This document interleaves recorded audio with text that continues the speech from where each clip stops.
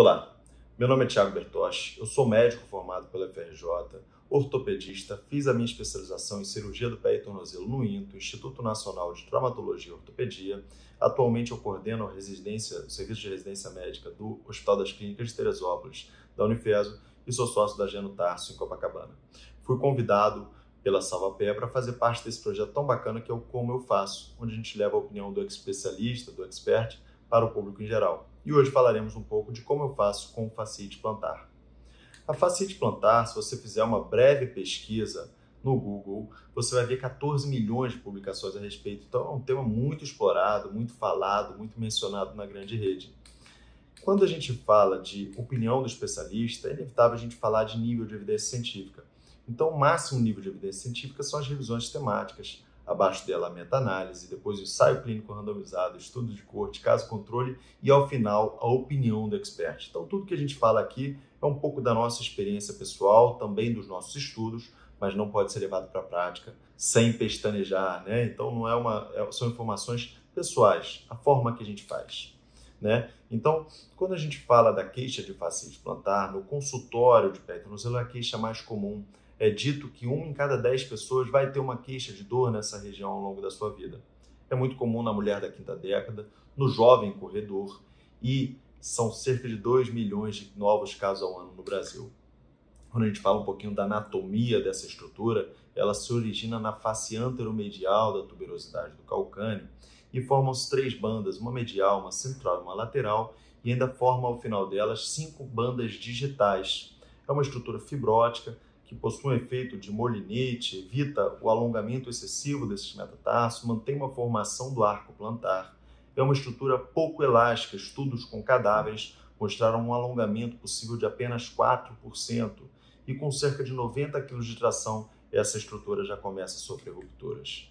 Falando então um pouquinho da fisiopatologia, é dito que a inflamação ocorre, na verdade, por microtraumas de repetição, onde vai acontecendo uma degeneração fibrogordurosa. Ela lembra muito o que acontece na epicondilite do cotovelo. É dito que o processo degenerativo ele é mais avançado, ele é mais presente do que o processo inflamatório em si. Daí a pouca resposta aos anti-inflamatórios em si.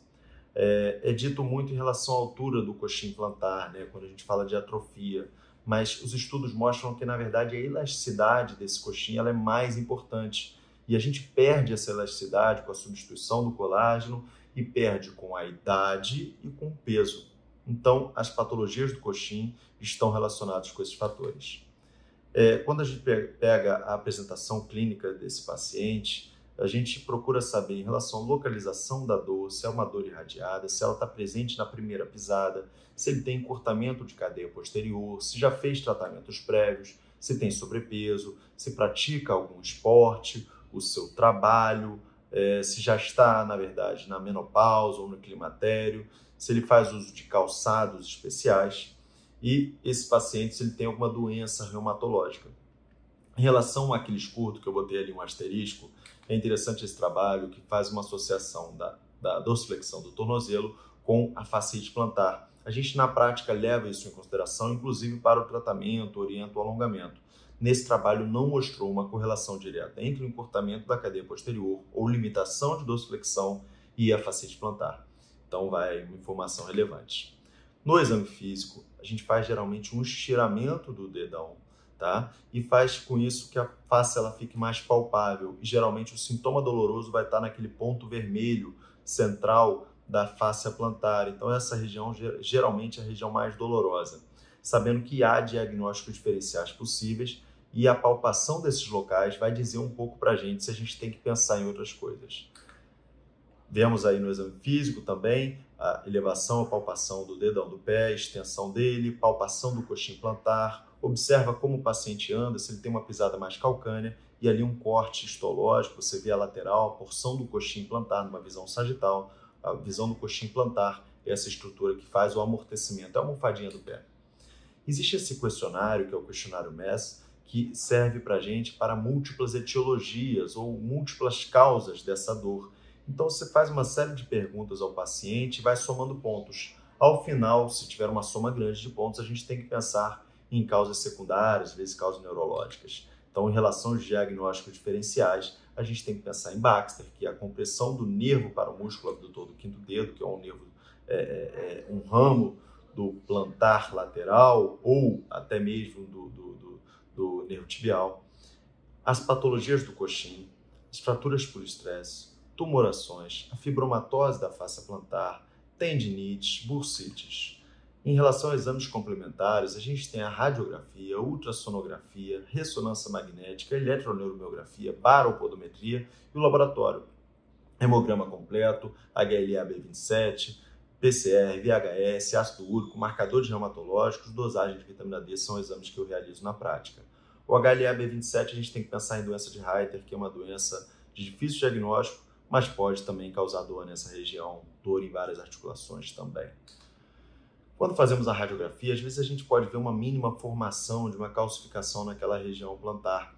E aí a gente pergunta, e o esporão? O esporão, então, é o grande problema? Não. Na verdade, o esporão ele é uma consequência, ele é um marcador de que houve algum microtrauma, houve alguma inflamação naquela região, mas ele não é o problema em si, tá? Então, a gente sabe que pode fazer uma radiografia em adultos jovens, 10% tem um esporão ele ser assintomático, em idosos até 50% vão ter algum esporão e não vai ter sintoma necessariamente, ou podem ter tido um sintoma prévio. Em relação à ultrassonografia, é muito interessante a gente observar o espessamento dessa face. Então, a gente vê na imagem da esquerda uma face mais espessada, com 0,59 centímetros. A gente utiliza essa escala de Barrett para o espessamento da face e se tem sinais de hipoicóicos, ou sinal de líquido naquela região. E aí, quanto mais espessada e quanto maior for a presença desse sinal, maior vai ser a gravidade dessa facilite.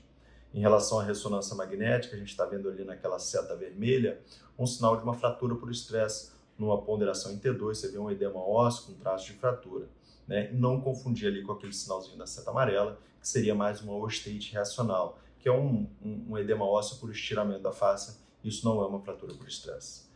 Para tratamento em si, eu gosto muito desse guideline, uma revisão de 2010, que fala desde o diagnóstico até a forma de tratamento. Eu utilizo 4 grandes grupos aí para a gente pensar na forma de tratar. As medicações, anti-inflamatórios, corticóide, relaxante muscular, gosto também de derivados do complexo B para dor mista, né? Podemos pensar nas órteses noturnas, nas palmilhas, imobilizações. Pensamos também no calor e gelo, pode fazer infiltração local, terapia de onda de choque e principalmente as mudanças de hábitos, perda de peso e alongamento da cadeia posterior. Por alongamento, eu gosto muito desse alongamento no degrau, onde você faz também o alongamento da face plantar em si. Então você joga o seu calcânio para trás com a perna esticada e descalço faz o estiramento de toda essa cadeia posterior, pode fazer também contra a parede sem problema nenhum. A gente utiliza muito essas calcanheiras para as patologias do coxim. Eu vejo às vezes alguns colegas utilizando a calcanheira de silicone para fascite plantar ou utilizam um pequeno salto. Eu acho isso um erro conceitual, porque nessa posição onde você eleva um pouco o seu calcânio, a face fica encurtada. Então isso é um calçado para conforto, uma calcanheira para conforto, mas não está tratando a patologia em si. A palmilha para tratamento da fascite plantar, ela tem que ter uma elevação do arco plantar. Ela empurra um pouco a face, então às vezes é uma palmilha que gera até algum desconforto, mas é uma palmilha terapêutica.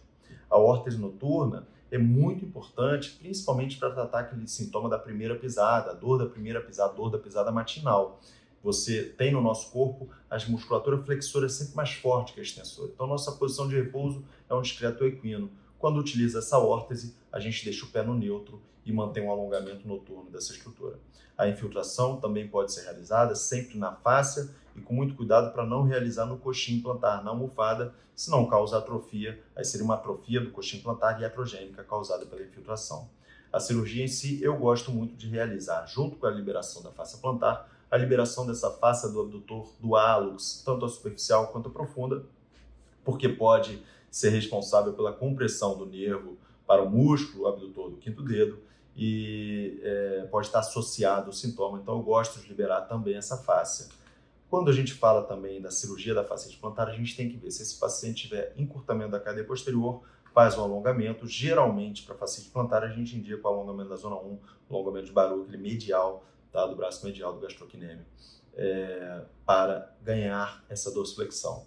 Eu, particularmente, gosto muito do alongamento da zona 2, mas quando fascite plantar, a gente tem que considerar a zona 1. E também tem o tratamento artroscópico, que é através de uma cânula, visualização por vídeo, você faz uma liberação endoscópica dessa fáscia, sob visualização direta, mas não libera aquela fáscia do abdutor do hálux. Então, fica aí a informação, é uma liberação possível, fazer apenas com furinho, ganha em termos de acesso. Para tratamento, então, a gente divide em 2 grandes grupos. Curtos, né, ou seja, aqueles pacientes agudos que têm sintoma há pouco tempo, e os pacientes crônicos.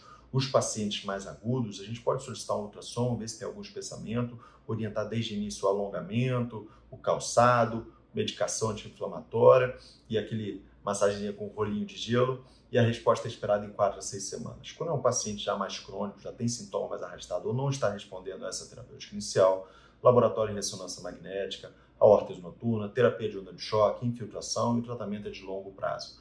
De 4 a 6 meses tem que ter uma resposta. Se não respondeu, a gente considera refratário e aí começa a considerar o tratamento cirúrgico. Então, o diagnóstico tem que ser precoce, o tratamento também. Lembrar das causas multifatoriais. O tratamento é multidisciplinar, então não é só a medicação, né? Mudança de hábitos, e é de longo prazo. Fica aí meu agradecimento à Salvapé, excelente essa iniciativa aí de como eu trato. Fica o meu contato para eventuais dúvidas, fica o meu Instagram, @bertoshi, e qualquer coisa, qualquer necessidade, estou à disposição. Muito obrigado, um abraço a todos. Para saber mais sobre os produtos Salvapé, acesse salvapé.com.br.